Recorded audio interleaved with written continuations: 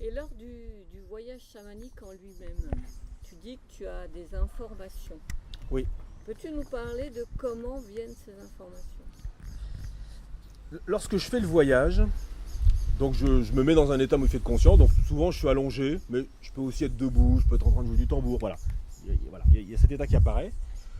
Je rejoins mes alliés, hein, donc c'est aussi bien des animaux que des plantes, je rejoins mes alliés, je présente mon intention, et puis, les choses apparaissent, les choses apparaissent, donc je décide de rien, c'est-à-dire la situation apparaît, donc la personne, je la retrouve dans une cour par exemple, ou au milieu des arbres, et puis je comprends qu'il se passe quelque chose, qu'elle est accrochée à des liens, en même temps que je vois les liens, je comprends que quelqu'un les tient, et je comprends qu'il va falloir que je la détache, mais qu'elle est peut-être pas encore prête. Voilà.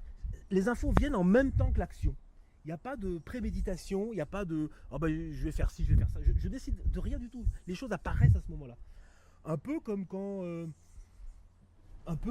je sais pas, tu te balades dans la forêt.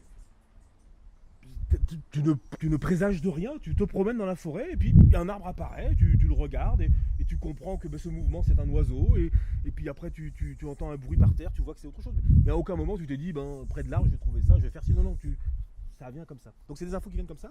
Des fois elles sont visuelles, des fois elles sont auditives, j'entends des phrases qui me disent voilà, il faut aider, donc je répète la phrase précisément pour la personne parce que c'est un sens précis pour elle, hein, même si pour moi ça reste des fois énigmatique. Et puis des fois, je vois les choses où je sens fortement, je comprends la peine de la personne à 3 ans, à 5 ans. Donc après, je le décris, je dis, voilà, la personne était serrée, mais elle n'avait pas peur, mais elle était coincée, mais elle gardait l'espoir. Ouais. Donc des fois, ça peut être très précis. L'image peut être terrible, mais ce qu'il y a dans l'image est beaucoup plus subtil et puis des fois très lumineux. Donc ça, c'est très intéressant. Et c'est pour ça que toutes ces infos, j'essaie de les restituer au maximum. Hein, donc souvent en les enregistrant si on est ensemble, sinon en les écrivant après quand on est à distance, de façon à ce que la personne ait un support, un peu comme les rêves, toi.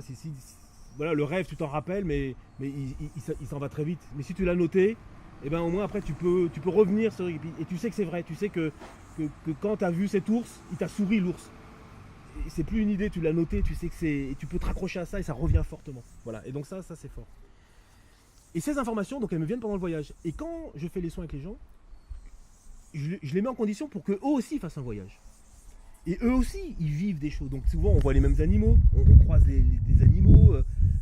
Moi, il y a tel animal qui vient, la personne le voit venir, ou quand il est dans la forêt, elle voit la forêt, elle sent le froid, des choses comme ça. Et elle reçoit aussi des infos. Donc ça peut être un sourire, ça peut être quelqu'un qui s'approche, qui la regarde, ça peut être des phrases. Et ça aussi, pour elles, souvent, des fois, pour les gens, c'est leur première expérience consciente d'un voyage chamanique. Sachant que des voyages, évidemment qu'elles en ont fait plein dans leur vie. Hein, quand on dort, à plein de moments de notre vie, on fait des voyages, mais on n'en a pas forcément conscience. Ou alors, ça se passe, mais on est un peu spectateur, comme dans les rêves. Mais là, on a cette conscience.